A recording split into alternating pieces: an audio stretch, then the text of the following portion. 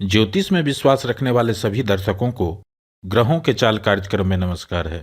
इस वीडियो में जानेंगे धनु राशि के जातकों के लिए नवंबर का महीना क्यों खास रहने वाला है।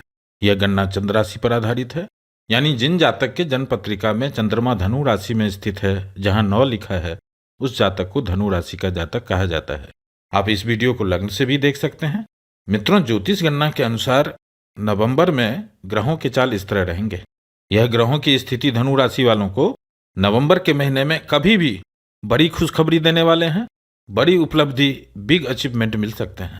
ऐसा क्यों कह रहा हूं, आइए इन्हीं बातों को डिकोड करते हैं, डिस्कस करते हैं और समझने का कोशिश करते हैं।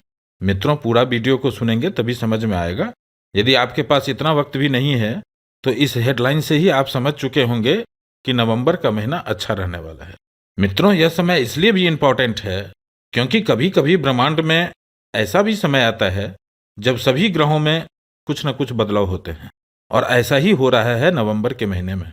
खास करके लंबे समय तक एक राशि में चलने वाले ग्रह जब राशि परिवर्तन करते हैं तो उस समय में जो बदलाव होता है वह प्रभावी हो जाता है, क्योंकि यह प्रभाव लंबे समय तक उस भाव को प्रभावित करते रहते हैं जिस भाव से गोचर करते हैं या जिस भाव पर इनकी दृष्टि रहती है।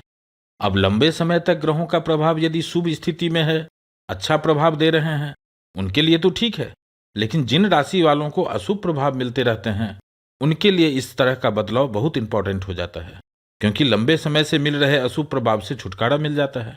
और ऐसा ही हो रहा है इस समय में धनु राशि वालों के लिए, क्योंकि पहले 8 साल तक तो शनि की साढ़ेसाती का प्रभाव था, और उसके बाद भी नवग्रह में सबसे अधिक अशुभ ग्रह जो कहे जाते हैं, पाप ग्रह कहे जाते हैं, राहु, केतु और शनि ग्रह का प्रभाव ब्रह्मांड में सबसे अधिक शुभता देने वाले बृहस्पति ग्रह पर है, जिसका सबसे अधिक प्रभाव, या यूं कहें कि जिसका सबसे अधिक नुकसान धनु राशि और मीन राशि वालों को हो रहा है, क्योंकि धनु राशि और मीन राशि वालों का लग्नेश बृहस्पति ग्रह होते हैं।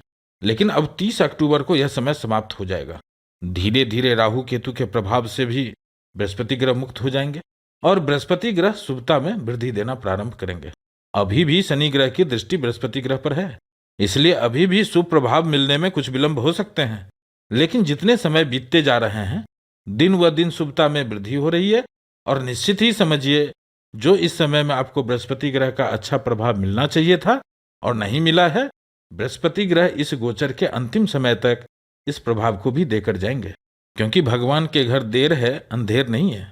हाँ, अब किस धनु राशि के जातक को कब मिलेगा, कितना मिलेगा, यह डिपेंड करता है कि आपके जन्म कुंडली में ग्रहों की स्थिति क्या है, किन ग्रहों का दशा अंतर्दशा चल रहा है। क्योंकि नवंबर में अधिकांश ग्रहों की स्थिति सपोर्टिव है। सूर्य, बुध और मंगल ग्रह एकादश भाव से गोचर कर रहे हैं, लाभ भाव से गोचर कर रहे हैं, इच्छा पूर्ति के भाव से गोचर कर रहे हैं, और एकादश भाव पर बृहस्पति ग्रह की अमृत दृष्टि भी है।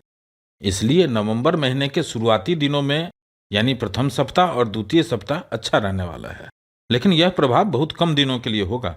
इसलिए हो सकता है कि अधिकांश लोगों को यह समझ में भी नहीं आए कि अभी उनके लिए क्या अच्छा हो रहा है, क्योंकि मित्रों, एक लंबे एक्सपीरियंस में हमने यह देखा है कि जो कुछ अच्छे हो रहे हैं, जो ठीक ठाक है, जिसमें कोई समस्या नहीं है, तो लोग उसको यह समझ लेते हैं कि इसका तो कोई वैल्यू है ही नहीं। मेरे कुछ क्लाइंट हैं, वह सरकार के उच्च पदों पर हैं, उनके पास पैसे भी हैं, पावर भी है, लेकिन पिछले 5 साल से उनका स्वास्थ्य ठीक नहीं रहता है।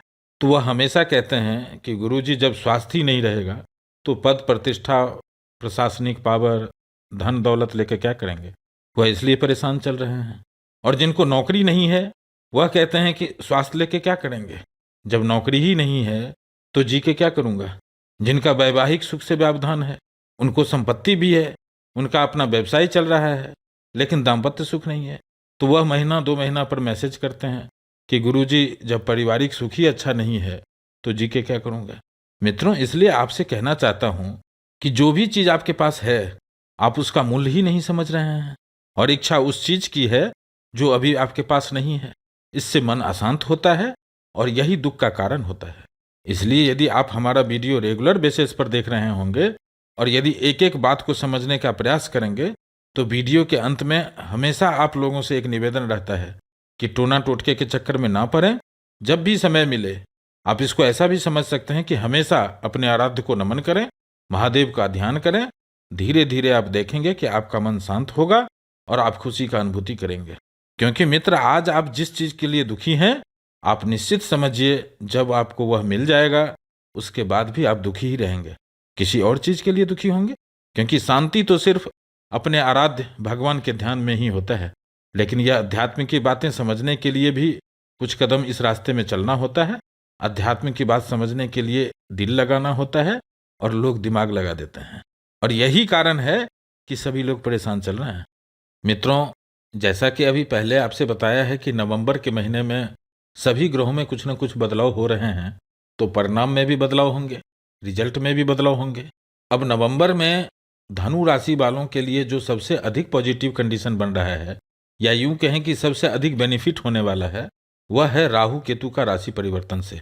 क्योंकि अभी तक क्या हो रहा था कि राहु केतु बृहस्पति ग्रह को तो पाप प्रभाव में डाल ही रहे थे, साथ ही साथ बृहस्पति ग्रह की जो 3 अमृत दृष्टि है उन सभी भाव को राहु प्रभावित कर रहे थे। क्योंकि राहु की भी 3 दृष्टि होती है जैसा कि बृहस्पति ग्रह का होता है। और जो दूसरा बेनिफिट होने जा रहा है राहु के राशि परिवर्तन से, कि अब चतुर्थ भाव में, सुख समृद्धि के भाव में, माता भवन वाहन के भाव में जो पाप कर्तरी का अशुभ प्रभाव दे रहे थे वह भी अब समाप्त हो गया। अब यहां ध्यान से समझिएगा, अभी तक राहु पंचम भाव में गोचर कर रहे थे और इनकी एक दृष्टि नवम भाव पर था, दूसरी दृष्टि एकादश भाव पर था और तीसरी दृष्टि लग्न भाव पर था।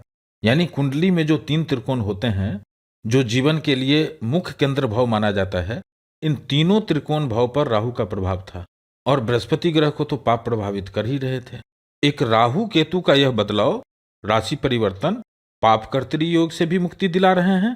अब राहु का प्रभाव पंचम भाव में भी नहीं रहेगा, भाग्य भाव पर भी नहीं रहेगा, लाभ भाव पर भी नहीं रहेगा और लग्न भाव पर भी नहीं रहेगा। जिसके कारण अब जो धनु राशि के जातक विवाह करना चाहते हैं, जीवन साथी के इच्छुक हैं, जिनके संतान पढ़ाई लिखाई कर रहे हैं, जो धनु राशि वाले उच्च शिक्षा प्राप्त कर रहे हैं या उच्च शिक्षा की तैयारी कर रहे हैं, जो लोग शेयर मार्केट के क्षेत्र से संबंधित व्यापार करते हैं या कारोबार करते हैं, इन सभी जातकों को भाग्य का साथ मिलेगा, लाभ में वृद्धि होंगे और मान सम्मान में भी वृद्धि देखने को मिलेंगे नवंबर के महीने में। यह शुभ परिणाम राहु केतु नहीं दे रहे हैं, यह शुभ परिणाम बृहस्पति ग्रह के कारण मिलने वाले हैं। वैसे अभी भी बृहस्पति ग्रह पर शनि का प्रभाव है, इसलिए परिणाम मिलने में, रिजल्ट देने में विलंब हो सकता है। और बृहस्पति ग्रह का परिणाम अपने गोचर काल में लगभग 80% गोचर समाप्त होने के बाद ही देखने को मिलते हैं। लेकिन सबसे अच्छी बात यह है कि डे टू डे बेसिस पर, यानी दिन व दिन जैसे जैसे समय बीतता जाएगा, यानी नवंबर से भी अच्छे परिणाम दिसंबर में देखने को मिलेंगे, दिसंबर से भी अच्छे परिणाम जनवरी में देखने को मिलेंगे। अप्रैल 2024 तक एक अच्छे परिणाम, एक अच्छी स्थिति देने वाले हैं ये बृहस्पति ग्रह। अब केतु और शुक्र ग्रह की बात करते हैं तो यहाँ शुक्र ग्रह की स्थिति तो अच्छी नहीं कही जाएगी, क्योंकि धनु राशि वालों के लिए शुक्र ग्रह अच्छे परिणाम देने वाले नहीं होते हैं।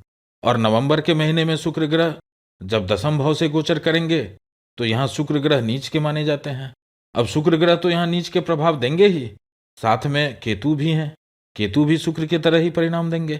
इसलिए इस महीने में केतु और शुक्र ग्रह से अधिक उम्मीद नहीं करना चाहिए। हाँ, लेकिन कैरियर के क्षेत्र में यह दसम भाव का शुक्र और केतु मनवांछित फल, यानी इच्छा अनुसार काम करने का अवसर प्रदान करते हैं। कार्य क्षेत्र में, कार्य स्थल पर आपको प्रसन्नता मिलेगी, क्योंकि जैसा आप चाहते हैं उस बात को फॉलो किया जाएगा, सभी लोग उसको मानेंगे। एक संतोषजनक स्थिति देखने को मिलेंगे। इस महीने लाभ नहीं होने के बावजूद पैसे नहीं भी मिलेंगे, लेकिन आपको काम करने में मन लगेगा। इस तरह के परिणाम देखने को मिलेंगे केतु और शुक्र ग्रह के इस युति से। आगे बढ़ते हैं और एकादश भाव में जो 3 ग्रह गोचर कर रहे हैं, सूर्य, बुध और मंगल ग्रह की बात कर लेते हैं। तो मित्रों, एकादश भाव में सभी ग्रह अच्छे परिणाम देते हैं और इस कालखंड में तो लग्नेश बृहस्पति ग्रह की अमृत दृष्टि भी एकादश भाव पर है। यह स्थिति अपने आप में बहुत अच्छी है, इसलिए किसी न किसी रास्ते से लाभ जरूर होने वाले हैं, किसी भी तरह के अशुभ परिणाम देखने को नहीं मिलेंगे। लेकिन जैसी स्थिति दिख रही है एकादश भाव में, भाग्य भाव का स्वामी, कर्म भाव का स्वामी और लग्न भाव का स्वामी की दृष्टि भी है, यह अपने आप में धन वृद्धि का योग बना रहे हैं। लेकिन एकादश भाव में तीनों ग्रह कमजोर स्थिति में हैं, क्योंकि मंगल और बुध ग्रह सूर्य से अस्त हैं और सूर्य इस भाव में नीच के परिणाम देते हैं। साथ ही साथ सूर्य जब गोचर प्रारंभ करते हैं तो शुरुआती के 5 दिनों में ही अपना परिणाम दे देते हैं, और उस समय में यानी 18 अक्टूबर को सूर्य ग्रह नीच के भी थे और राहु केतु के प्रभाव में होने से सूर्य ग्रह भी अस्त हो चुके थे, जिसको सूर्य ग्रहण के नाम से जाना जाता है। इसलिए यह स्थिति जितना अच्छा दिख रहा है उस तरह के परिणाम देखने को नहीं मिलेंगे। हाँ, लेकिन इतना जरूर है कि इन सभी ग्रहों का गोचर जब द्वादश भाव में प्रारंभ होगा, विदेश से संबंधित कार्यों के लिए अच्छा साबित होने वाला है। यात्रा के योग बनेंगे और उससे लाभ भी होगा, क्योंकि इन तीनों ग्रहों की दृष्टि छठे भाव पर रहेगा, हाउस ऑफ कंपटीशन पर रहेगा। व्यापार की, नौकरी की, प्रारंभिक वार्ता के भाव पर इन तीनों ग्रहों की दृष्टि, जो पंचम भाव के स्वामी हैं, भाग्य भाव के स्वामी हैं और कर्म भाव के स्वामी हैं, यह भी एक अच्छी स्थिति बनाएंगे। इस भाव पर शनि की भी दृष्टि है, लेकिन चिंता करने की बात नहीं है, क्योंकि शनि पर भी मंगल की दृष्टि रहेगी और मंगल ग्रह यहाँ पर विमल विपरीत राजयोग में भी होंगे। कुल मिलाकर नवंबर के महीने में अच्छी स्थिति रहने वाली है। आगे बढ़ते हैं और शनि ग्रह की बात कर लेते हैं। तो 4 नवंबर से शनि ग्रह मार्गी अवस्था में गोचर करेंगे। यह स्थिति धनु राशि वालों के लिए अच्छे परिणाम लेकर ही आने वाले हैं। खास करके यदि नवंबर महीने की बात किया जाए तो इस समय में शनि ग्रह धनिष्ठा नक्षत्र से गोचर कर रहे हैं। 24 नवंबर तक शनि ग्रह धनिष्ठा नक्षत्र में गोचर करते रहेंगे। धनु राशि में जो 3 नक्षत्र होते हैं उनमें पूर्वाषाढ़ा नक्षत्र वालों को सबसे अधिक शुभ परिणाम देखने को मिलेंगे, और जिनका जन्म मूल नक्षत्र में हुआ है और उत्तराषाढ़ा नक्षत्र में हुआ है उनको 25 नवंबर के बाद बेहतर परिणाम देखने को मिलेंगे। और जैसा कि मैं पहले भी कहा है और फिर से रिपीट कर रहा हूं कि धनु राशि वालों के लिए जैसे जैसे समय बीतते जा रहे हैं अच्छे समय आने वाले हैं, बेहतर समय आने वाले हैं। लेकिन पिछले 9 साल से चक्का जाम की जो स्थिति बनी हुई थी उसमें अब सुधार होने वाला है।